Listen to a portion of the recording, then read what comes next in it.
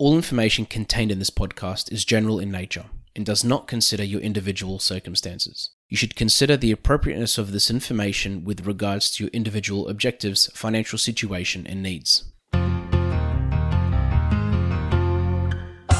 Welcome to Sharing More Than the Sheets, a podcast to help you and your partner make better financial and lifestyle decisions so that you can both focus on the things that you love. I'm your host, Michael Khouri, financial planner, green thumb, husband, and just dad.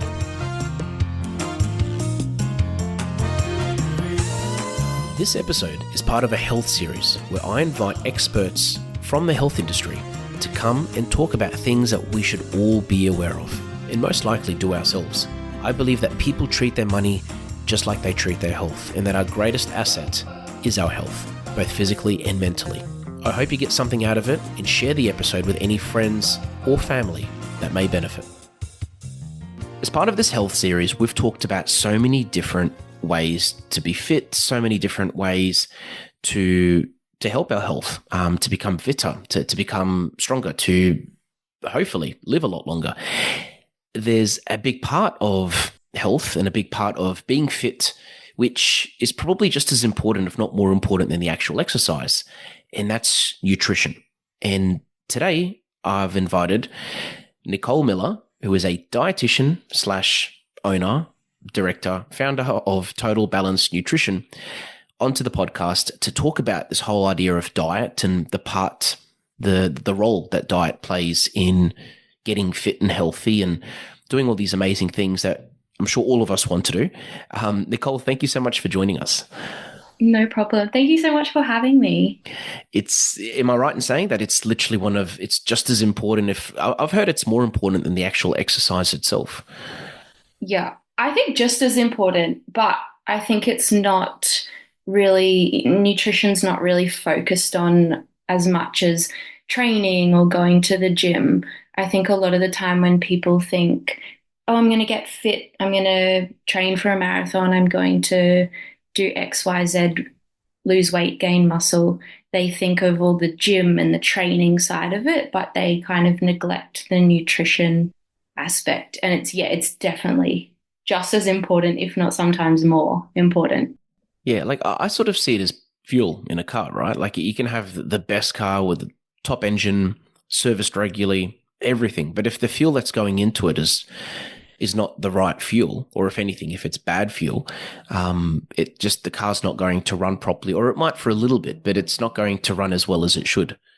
Yeah, definitely. I mean, yeah, you can put, crappy food and chocolate and soft drink in there and it's going to give you energy. And yeah, like petrol, it's going to get you from A to B, but your car's not going to feel very good getting there. It's probably going to wind up on the side of the road broken down after a while. So yeah, you can put some bad food into it, but if you're putting the right stuff in, you're going to be able to go for longer. You're going to feel better. We kind of break it down a bit more and things like your blood levels are going to look better, cholesterol, iron. So yeah, putting food in there in a right amount is important, but definitely breaking it down even further and figuring out what's best for each person is really important as well. Yeah.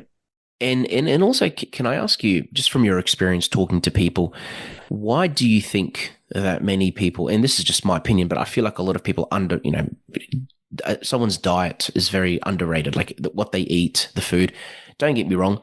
There's, we've all seen people at the gym with protein shakes and everyone, the idea of trying to eat healthy, but why do you feel like it's so underrated? The importance of eating the right thing. Do you think it's education? Do you think people aren't bothered? Do you think they just assume that exercise will get them to their goals, exercise alone? Or do you think some people have maybe tried certain things and it hasn't worked for them? Yeah, I think there's just so much information out there that it's really hard for people to digest and, actually pick apart what's true and what's not.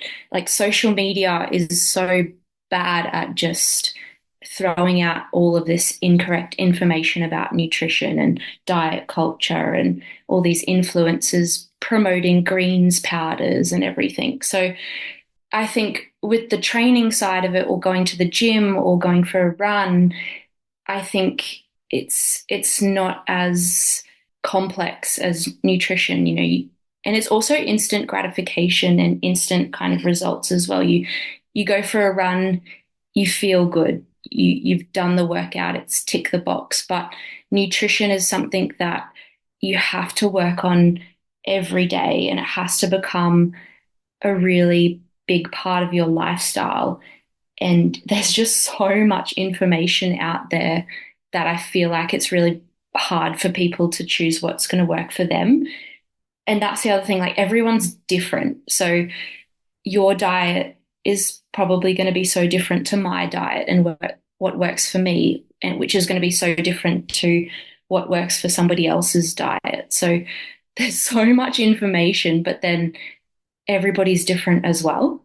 I could relate to that because, like, for me as a financial advisor, I say that to people about their money. Like it's great to Google things. It's even better to talk to friends and family to see what they do, how they do things, if they're comfortable talking about it.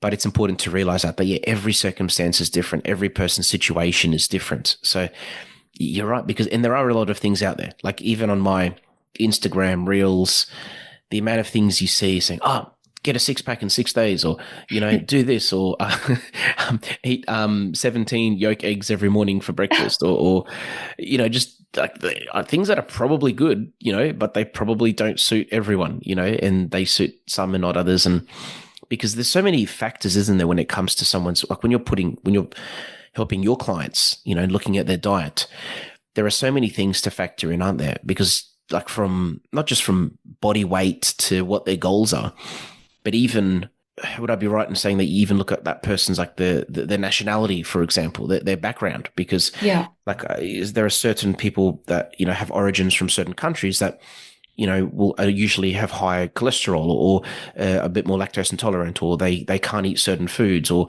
their body is more susceptible to certain things. So you probably approach even that differently, let alone their ages and what they do for work and that type of stuff. Oh, 100%. And that's the thing. If there's two people who want to gain muscle or lose weight and they come to me, the plan could be completely different. And that's definitely based on things like their culture or background, what they're currently doing in terms of their diet and where they're at with their lifestyle. Even things like the person's budget or their financial situation. So, one person might come to me and they have the money to spend on extra supplements or organic foods, but then somebody else might not have that budget. So that really comes into play as well. So, yeah, budget, lifestyle, the sports and the exercise that they enjoy doing, who they're living with, even as well. Does that person have kids?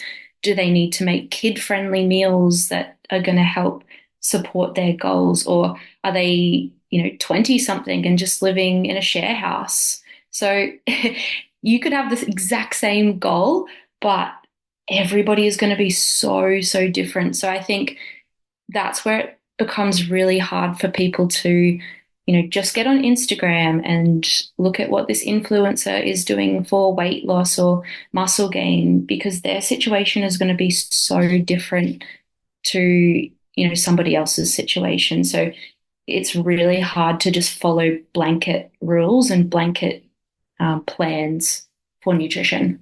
Yeah, yeah, exactly. And also you're right. It is a commitment, isn't it? Like even for me, I went through a stage where I said, I'm just going to try not to have so much bread. Because I love my bread. I could eat bread. If I lived on bread, I could do that. If it was healthy to live on bread, like I love bread. And I thought went through a period. I was like, I'm going to eat bread. I'm just not going to have too much of it. And I'll try not to have it at night. But even that was hard, because it's like certain foods I always have bread with. And then my wife, would have different foods in different times of the day. And, just shopping, if you're starving or if you just want to eat out, like it's even that alone, just that, literally just that one ingredient, is hard, let alone, you're right, like having a routine, watching what you're eating, how much you're eating, etc. Yeah, and I think it's you need to make nutrition part of your lifestyle and something that's going to be sustainable, right? So, of course, at certain times of your life, you might have a weight loss goal where you might do a short period of time where you're moving towards a weight loss goal, or you might have a muscle gain goal where for a short period of time you're eating in a calorie surplus, which means that you're just eating to build muscle, eating a bit more than your body is burning off. So you're going to have different goals at different times, but for 90% of it, you kind of just want to be maintaining a sustainable routine of nutrition. You don't always want to be aiming for weight loss or always want to be aiming to cut out bread or cut out foods because that's not sustainable for years.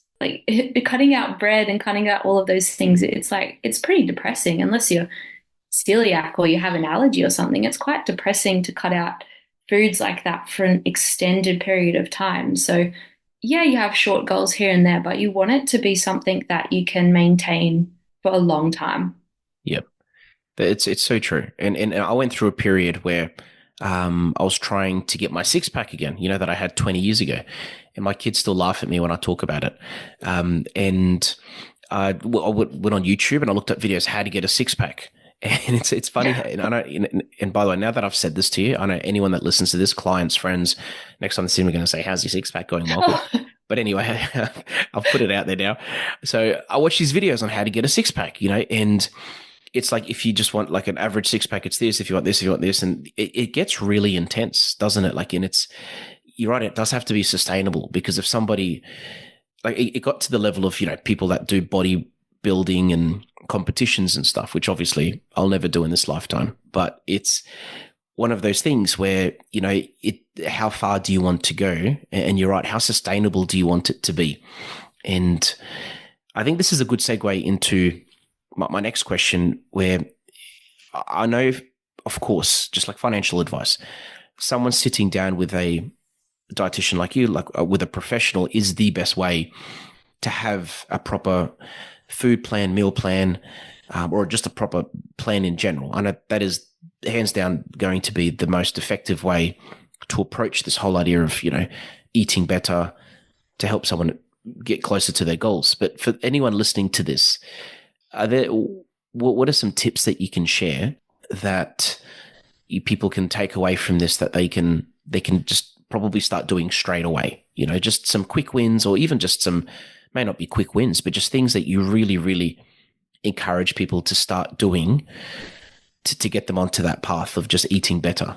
Okay. And I know it's probably hard because it's going to depend on that person's goals and so many different things, but is it just like, even whether it's certain foods that someone should probably not, should they try to avoid, as or certain things they should focus on? Like I know years ago, I'll never forget it. I heard this really good tip of, someone said to me, just try to eat different colors, like fruit, vegetables. If you have different colors, that, I don't know if that's even true or not. You can probably tell me what you think about that, but that really helps because the different colors, they've got different vitamins, etc. And that way you're having a good variety of fruit and vegetables as well, instead of just having apples or just having bananas, for example. Yeah, I think one tip or one piece of advice, definitely, I think everybody could eat more fruit and veg. I think that's gonna, hands down, it can, no matter what your goals are, if it's weight loss, if it's improving cholesterol or improving energy, increasing fiber, I think everybody has the room to increase fruit and veggies. And I think there's so many ways that people can do it as well. Just if they have meat and veg for dinner, can you just decrease sort of the portions of your meats and increase veggies? Or, adding some fruit and veggies as snacks during the day, chopped up fruit or a smoothie or something. I think, yeah, that's probably the biggest. It kind of suits everybody's goals, right? If you've got weight loss, fruit and veggies are a really low calorie option, high fiber, going to keep you full. If your goal is reducing cholesterol, again, nutrients, high fiber, that these fruit and veggies are really beneficial as well. So probably a lot of 9 out of 10 people don't have enough fruit and veggies. So I think that's probably tip number one. Increase fruit and veggies and make it fun. You don't have to sit and crunch on a carrot. Add herbs, spices, roast them, put them in smoothies, make salads out of it, add flavorings. It doesn't have to be steamed Brussels sprouts, which is really not appetizing. Okay, so having that variety and just integrating it into different foods. Yeah, increasing fruit and veg, Yeah, definitely tip number one. yeah, I think tip number two, I think no matter what your goal is, if it's, weight loss, a bodybuilding competition, getting fit in the gym, building muscle, I think if the aesthetic body that you're aiming for or that you've got, if it's too much work to maintain, it's probably not the right body for you. And so, I mean, if people are aiming for weight loss and they are in a huge weight loss period, they've lost weight, and it's a constant struggle to maintain that body, and they're tired, they're not social eating, they're missing out on events, or, vice versa the other way, if they constantly are working for muscle building goals. They're always in the gym, again, missing out on social events or cutting out food groups, and it's too hard to maintain that body type. I think it's not the right body type for you. These podcasts have been brought to you by Better Financial Planning Australia. To book a free 15-minute phone chat, visit betterfinancialplanning.com.au. That makes sense. And can I ask for like even just when it comes to the prepping side of things, do you have any tips for that? Because I can just imagine like a big focus of what you do in your business has been athletes as well, and people that probably have pretty strict routines for a period of time. Mm. Are there any tips that you can give for someone listening to this? Like they're probably thinking, oh, really? Like, I've got no time, barely have time to have cereal in the morning, let alone to prep food, or, is because I've got friends that used to do it, and they used to do it, for example, on a Sunday afternoon, for the whole week, or they do it for a week or 2 weeks, or they'd even freeze food. Yeah, I think a lot of the time with meal prep, we think it has to be on a Sunday and it has to be prepping every single meal, breakfast, lunch, and dinner for the entire week, doing all the ingredients and having the meals ready to go. But meal prep doesn't always have to mean that. If that's what you want to do, 100%, it can be really helpful. But if someone's thinking, oh my gosh, that sounds like it's going to take my entire Sunday. I don't have the time for that and I don't want to do that. Meal prep is a way to help you during the week. If you're someone who's really busy and you don't get a lot of time to cook dinner in the evenings, or you need that bit of help, meal prep can be a great tool to use. But it could even mean on a Sunday or a Wednesday or whatever day, it could even mean just chopping up some of the veggies ready to go. Or it could mean just cooking some of the meat, like cooking some chicken or hard boiling some eggs ready to go. So it doesn't have to mean cooking an entire meal. It might just be prepping some ingredients so that when you go and make your pasta dinner, the meat is already prepared or the veggies are already chopped. So it just saves you a lot of time in the moment prepping that meal. So it needs to work for you. If it's prepping absolutely everything, breakfast, lunch, and dinner, meals ready to go, that's awesome. But if it just means prepping a couple of ingredients to save you some time during the week, that is also a really amazing idea as well. And another tip I probably would tell people is a lot of the time, if people have, say, I see it most with weight loss goals, that they either are trying to save their calories or bank their calories for later in the day, or even it just kind of happens subconsciously that people skip breakfast because they get up, they go straight to work. But probably one of the biggest tips that I would say is that try not to do this. Try not to save calories for later in the day or skip that morning meal, because what this does is you have a very minimal breakfast or you just have coffee. As the day goes on, your body is looking for that energy. So it's going to be a lot more tempting later in the day, come 3 p.m., to look for really high calorie, high energy snacks like chocolate, biscuits, leftover kids' lunchbox snacks. They become really enticing because you've kind of skipped out on that morning period of energy. So, what I would say is make breakfast or that morning period a bit of a priority. It doesn't have to be a gourmet meal.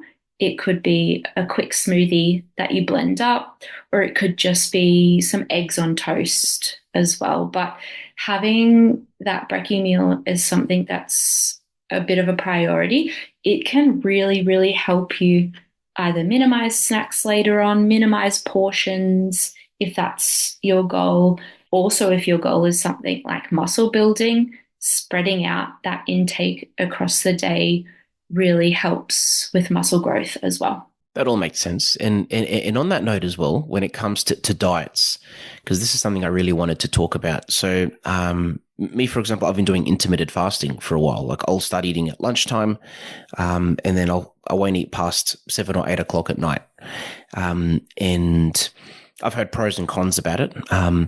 I did it initially because I watched a TED talk, and it focused not really on weight loss. It was just everything, like the other health benefits of it. And I was like, oh, so I've just been doing that. And there's the keto diet. There's so many diets over the years. There's a carnivore diet where, I think you just eat meat. And there's been a few over the years. Some of them go pretty viral in a way, if everyone just starts doing it. And I wanted to really get your thoughts on that because, again, I know every diet has its pros and cons and it suits different people, but what are your thoughts on those types of diets, for example? Probably my response for a lot of diets is it depends. It depends on the person. It depends on the reasons why they're adopting a diet. It depends on their goals. And it depends on, it depends on a lot of things. So it's my favorite answer, but there's definitely a few diets nutritionally that I would never recommend to my clients. Things like the keto diet, the carnivore diet, like you mentioned before, they're not a diet that I would recommend to any of my clients purely because a few reasons. They're based on cutting out food groups. So, for the carnivore diet, you're cutting out pretty much a lot of things except meat, protein-based products. For the keto diet, you're cutting out carbs. So they're based on cutting out food groups. In a lot of, 99% of the population, cutting out food groups or foods is not a good idea. You're missing out on a lot of fiber from your, carbohydrates, your whole grains. You're missing out on nutrients from your fruit and veggies. Long term, that's not great in terms of your blood results and your overall health, but it can also really affect your relationship with food. So, someone who has a disordered eating or a really negative relationship with food, why are they adopting a keto diet? Or why are they adopting a carnivore or any other diet? Why are they adopting, is it to lose weight in a negative way? There's a lot of, it comes back to that. It depends. And things like intermittent fasting can be a really good tool for the right person. Basically, with the intermittent fasting, it's all about overall reducing calorie intake, which for certain people can help with weight loss goals. It's not a magic tool. If there's some people that it's going to work really well for, and there's some people who maybe have a bad relationship with food that restricting and eating window just isn't right for them. So I think when you're thinking about doing a diet or you've seen something on social media or on Google and you're thinking, oh, I wonder if should I do that? Is that something that's going to work for me? Think about maybe the reasons why you want to adopt the diet. Uh, think about long term. Long term, do you want to be on a carnivore diet? Do you want to be on intermittent fasting? Think about health aspects as well. So, cholesterol levels, nutrient levels, so iron and B12, all of these things are something that if it's a diet you're going to stick for long term, they need to be monitored.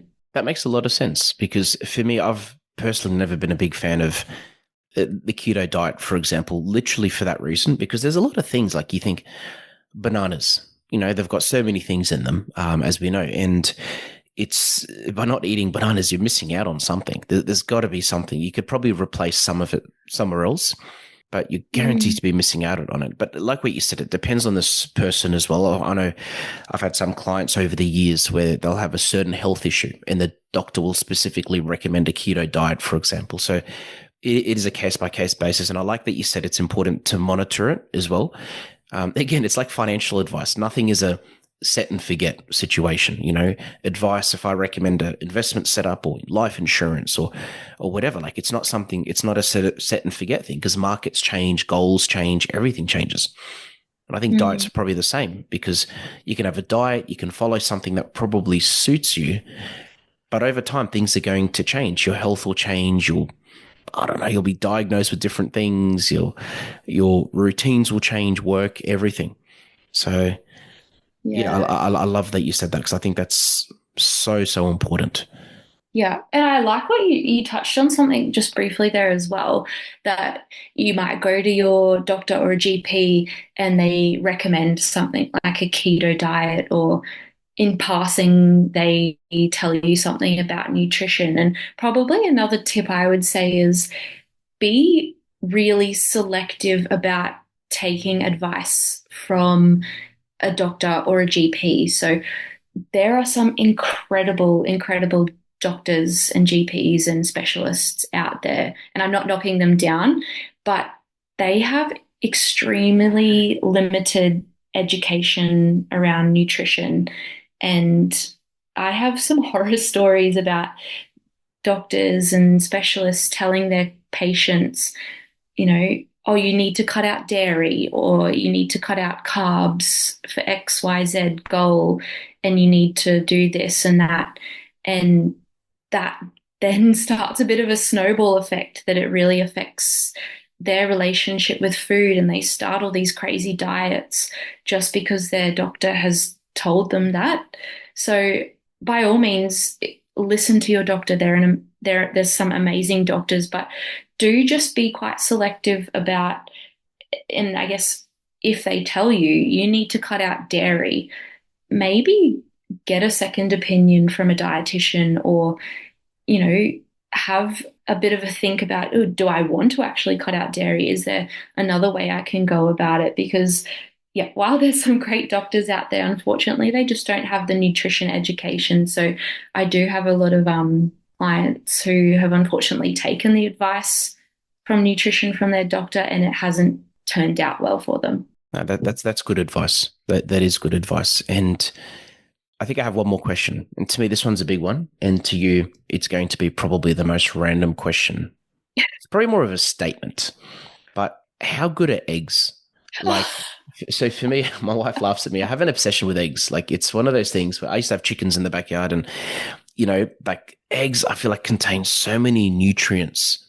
There's so many different things in them, and I just love them. But I just want to know what your thoughts are. Am I crazy or am I right? Because it's just like I don't know. I just love eggs. I love it. It's probably because it's one of the only two things I can cook, but still, I just love them. Oh my God, I love that. Yeah, eggs are great. I mean, they're pretty versatile, right? Like you can do eggs in baking, make it sweet. You can do eggs in like quiches, or you can crumb things with eggs. Like, yeah, I like your statement. How good are eggs? I think they're super versatile. Yeah, I don't really have anything But negative from to a say about nutritionist, them. from a nutritionist's point of view, like it's because I've heard of, there's been rumors over the years of stay away from eggs, or, Mm. don't have too many eggs. But then there's literally no joke. There's literally like a national egg council of some sort. So obviously you can tell my social media knows what I love, but it came out like a few years ago saying that there's a myth, that having eggs every day is bad for you. And they actually busted the myth, saying, no, it's actually not bad for you to have eggs daily. No, it's definitely not bad to have eggs every day. Yeah, it's probably one of the things that there used to be a bit of a stigma around, eggs and cholesterol and things like that. But yeah, no, there's nothing wrong with eggs. If you're someone who has a varied, well balanced diet, and you're including other sources of proteins like chicken, legumes, beans, meats, that absolutely there's no reason that eggs can't make a really good part of that diet. That's right. You just made my day. And I've just looked it up. It's australianeggs.org.au, and they've got a thing called egg myths, and they just crack some myths about eggs. And I love the pun that Yes. they used, cracking myths. Actually, on the point of that, I like to finish all my episodes off with a dad joke. But just before that, actually, I want to ask if anybody wants to get in contact with you, Nicole. What would be the best way for them to do that? Yeah, you can go to Instagram, Total Balance Nutrition, or you can head to my website as well, which is just www.totalbalancenutrition.com.au. I offer one-on-one consults if, no matter what your goal is, if it's weight loss or you're training for a marathon or you just want to get back into the gym and learn a bit more about nutrition, we can jump on a one-on-one session together and come up with a bit of a plan. Or if you just have random questions, want to have a chat, Instagram, my DMs are always open. Yeah, nice. And I'll put your website in the description of this episode as well. So if anybody wants to get in contact with you and they are too scared of typing in the URL wrong, they can just click on that. So just to Amazing. make it easier. All right, you ready for this joke? Why? And I'm actually very proud of this joke because I was it's one of those. Yeah, I'm just going to get into it. Okay. Why did the slice of bread get sent home from school? Oh my God. It's What? because it was feeling crummy, Oh my God. or crumby, I should say, crumby. Oh my God. Okay, yeah. It's a good one. I mean, to be honest with you, I was going to drop the original, the seafood diet joke, I seafood, but Yeah. I thought I wouldn't do that. I was looking for an egg joke, to be honest with you. I couldn't find anything. Oh, going back on the eggs, your dad joke was excellent. I love that. Actually, no one's actually ever given me a joke back. So Oh, you're welcome. You're thank very you. welcome. I Thank thought you. my joke back was excellent as No, well. no. Well, I think in this interview has been excellent and exceptional. So it's great. But Oh let's my leave it God. at that. Let's quit while we're ahead before we go into a downward spiral of dad jokes.